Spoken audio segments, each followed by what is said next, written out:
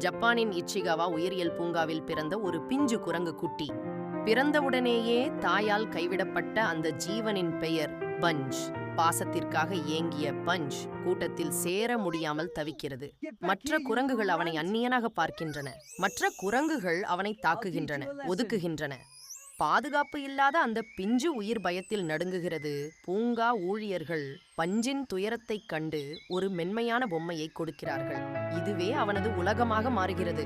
Punch அந்த பொம்மையை தன் தாயாக கருதி இருக்க கட்டிக் கொள்கிறான். எங்கு சென்றாலும் அந்த பொம்மையே அவனது அரணாகிறது. கூட்டத்தில் உள்ள பெரிய குரங்குகள் அவனை மீண்டும் சீண்டுகின்றன. ஆனால் இம்முறை பஞ்ச் தன் பொம்மையை பிடித்தபடி உறுதியாக நிற்கிறான். மெல்ல மெல்ல ஒரு பெரிய குரங்கு பஞ்சை அணுகுகிறது. அவனை ஏற்றுக்கொண்டு அவனது முடியை கோதிவிடத் தொடங்குகிறது. பஞ்சு இப்போது பொம்மையை சுமக்கவில்லை. ஒரு உறவின் தோளில் அமர்ந்திருக்கிறான். காயங்கள் ஆறத் தொடங்குகின்றன.